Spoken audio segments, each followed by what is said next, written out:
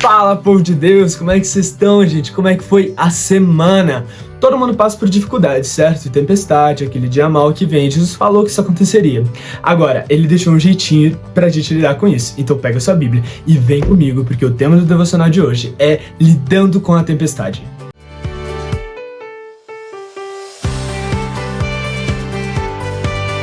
Abre aí na sua Bíblia em Marcos 4, versículo 35. Diz assim: Naquele dia, ao anoitecer, disse ele a seus discípulos: Jesus, vamos para o outro lado. Deixando a multidão, eles o levaram no barco, assim como estavam. Outros barcos também o acompanhavam. Levantou-se um forte vendaval e as ondas se lançavam sobre o barco, de forma que este foi se enchendo de água. Jesus estava na popa, dormindo com a cabeça sobre um travesseiro. Os discípulos acordaram e clamaram: Mestre, não te importas que morramos? Ele se levantou, repreendeu o vento e disse ao mar: Aquieta-te, acalme-se. O vento se aquietou e fez-se completa bonança. Então perguntou aos seus discípulos: Por que vocês estão com tanto medo? Ainda não têm fé? Eles estavam apavorados e perguntavam uns aos outros: Quem é este que até o vento e o mar lhe obedecem? De tempos em tempos é normal que o dia mal venha, é normal que a tempestade apareça, porque Jesus mesmo nos avisou que isso iria acontecer. Agora, essa tempestade ela pode vir de diversas formas, diversas fontes. Parece que não falta criatividade para vir tempestade, né? Então, pode vir de trabalho, familiar, né? Um estranhamento familiar, pode vir relacionado à saúde, enfim. N formas para vir dificuldade. E para as pessoas que vivem de acordo com o mundo, a tempestade costuma vir acompanhada com um desespero. Esse desespero que vem do medo. O medo de estar sozinho, o medo de se ver sozinho na situação. E fazendo com que elas procurem segurar a situação com a própria mão e resolver as coisas com os próprios punhos. No sentido não agressivo, mas no sentido de controlar a situação e resolver por si próprio. Mas nós, por sermos cristãos, não estamos sozinhos. Na verdade, Jesus até pergunta para os discípulos: por que estão com tanto medo? Nós que andamos com Deus não fomos chamados para ter medo. Medo nunca foi encorajado na Bíblia. Na verdade, se a gente for olhar, tem cerca de 366 vezes escrito a frase não temas na Bíblia. É quase uma frase por dia no ano, mesmo em ano bissexto. É coisa pra caramba, é não temas pra caramba. Então a gente pode ver que o medo de fato não é encorajado na Bíblia. E a pergunta seguinte que ele faz é: ainda não tem fé? E eu te pergunto, fé em quê?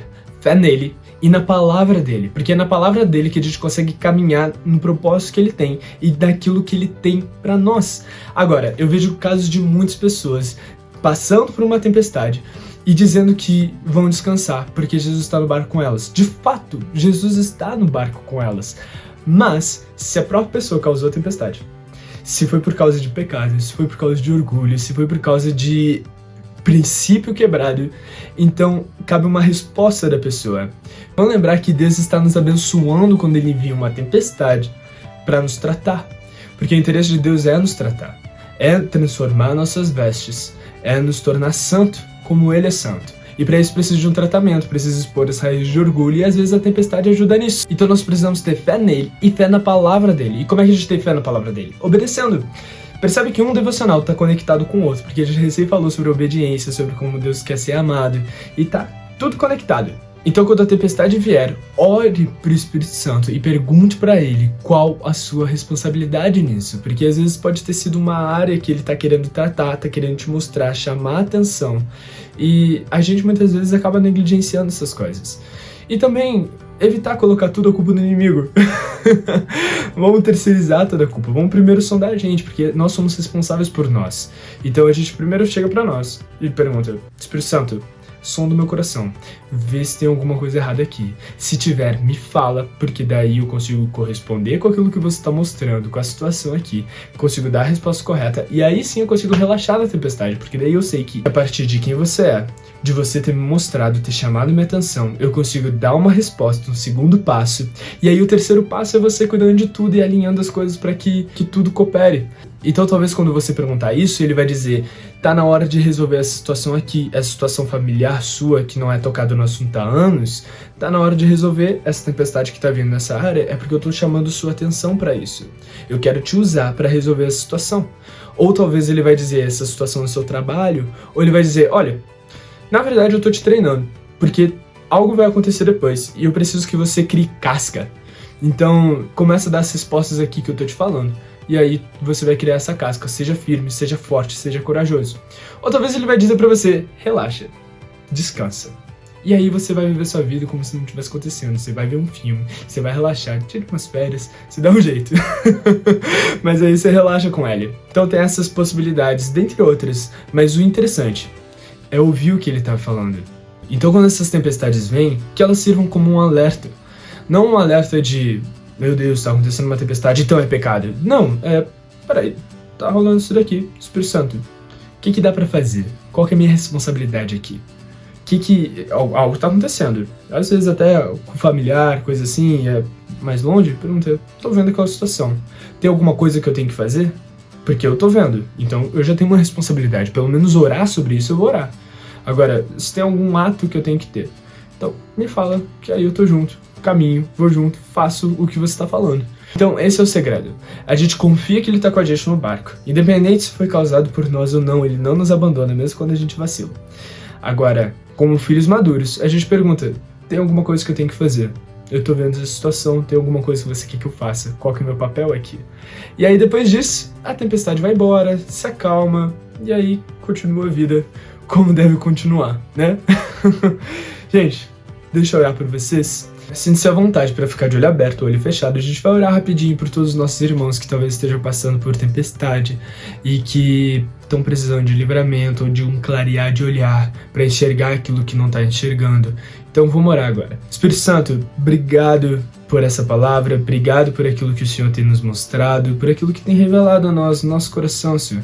Obrigado pelas pessoas que estão ouvindo, eu também oro agora pelos nossos irmãos que podem estar passando por tempestade nesse momento.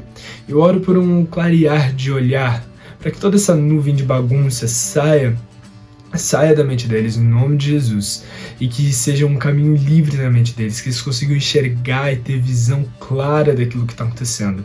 Tendo a visão clara, que o Senhor fale com eles a resposta que eles devem dar diante dessa tempestade, e que eles tenham coragem de dar essa resposta.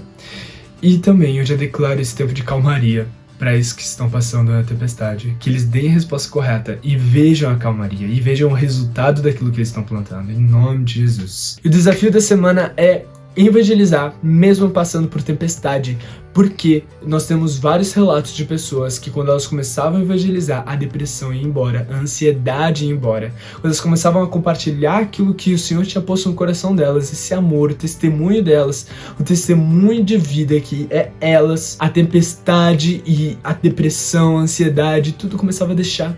Então às vezes também é um Deus chamando a atenção para não pensar só na gente, mas pensar no outro, ter um amor pelo outro. Vamos lembrar que Jesus na cruz, quando ele estava crucificado, ele ainda teve tempo para olhar para o lado e salvar o cara que estava do lado.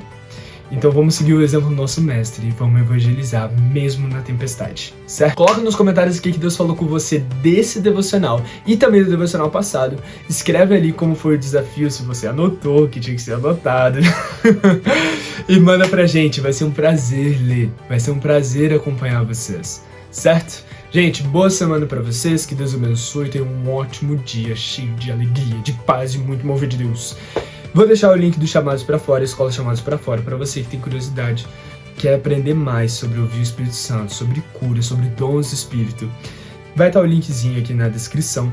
E vou deixar também aqui na descrição meu Instagram e do Pastor Tom para você nos acompanhar lá no Instagram e ver tudo que anda rolando. Tem alguns eventos que acontecem online, tem algumas lives que rolam. Então eu vou deixar aqui na descrição, certo? Gente, Deus abençoe vocês no nariz. Gente, Deus abençoe vocês e até uma próxima.